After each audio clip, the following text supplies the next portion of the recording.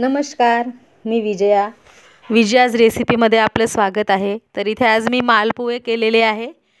आता हिवाळ्याचे दिवस आहे, थंडी पडत आहे, तर खूप छान मावा आणि खूप गोड साखरेपासून केलेले पदार्थ आपण खाऊ शकतो, आपल्या शरीरासाठी खूप पोषक असलेले। तर आज इथे मी मालपुवे केलेले आहे, मस्तपैकी गोड मावा टाकून असे खुसखुशीत छान। तर या मालपुव्याची रेसिपी इथे आज बघणार आहोत आपण। मस्तपैकी असे मालपुवे। तर चला रेसिपीला सुरुवात करूया। त्याच्यासाठी लागणारे साहित्य बघून घेऊया। त्याच्यासाठी मी एका पातेल्यामध्ये साखर घेतलेली आहे 1 वाटी, आणि त्याच्यामध्ये पाणी घालून 1 तारी पाक तयार करून घेणार आहे। 1 तारीच पाक तयार करून घ्यायचा। आता छान उकळी आलेली आहे पाकाला।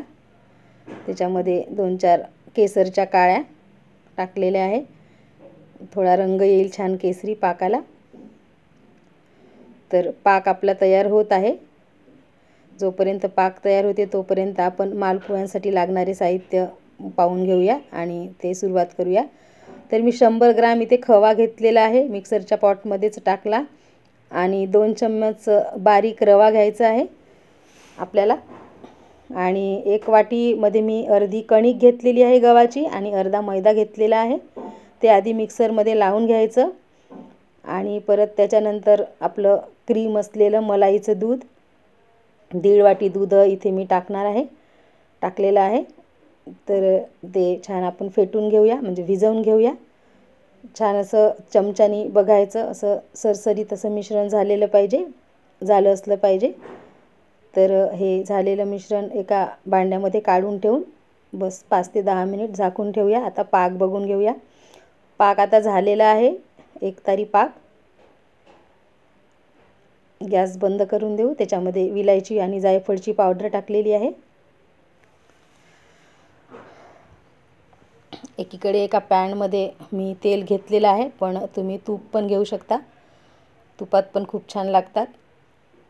तर आता मी तेल घेतलेले आहे, चमच्याच्या साहाय्याने मालपुवे त्याच्यामध्ये मी टाकून घेतले तेलामध्ये, आणि जसं आपण अनारसे तळतो त्याप्रमाणे गरम तेल झाऱ्याच्या साहाय्याने टाकून व्यवस्थित असे ब्राउनिश, म्हणजे छान असं सोनेरी रंग येईपर्यंत मालपुवे आपल्याला तळून घ्यायचे आहे।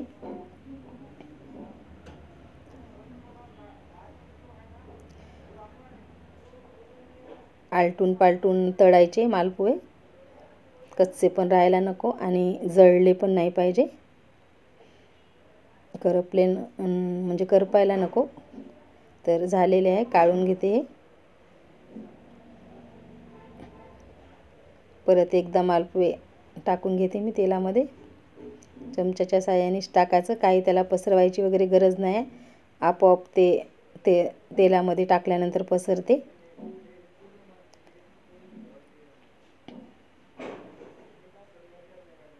हे सुद्धा छान तळून घेते। अशाच प्रकारे संपूर्ण मालपुवे आपण तयार करून घेऊया। इथे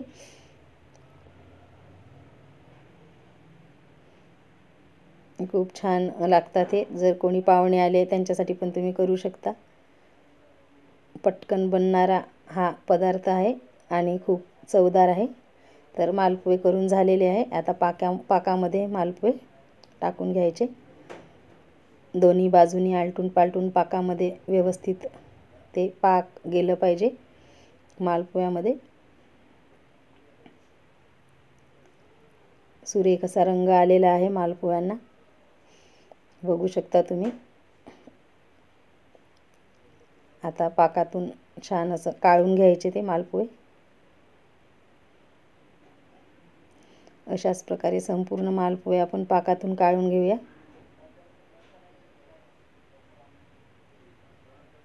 गरम गरमच छान लागतात हे, थंडे करून ठेवायचे नाही।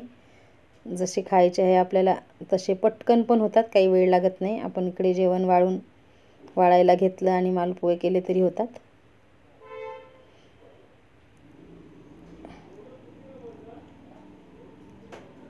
आपल्याला पूर्ण मालपुवे काढून घेतल्यानंतर जसे ड्रायफ्रूट्स आपल्याला आवडते त्याप्रमाणे ड्रायफ्रूटचे काप त्याच्यावर टाकायचे।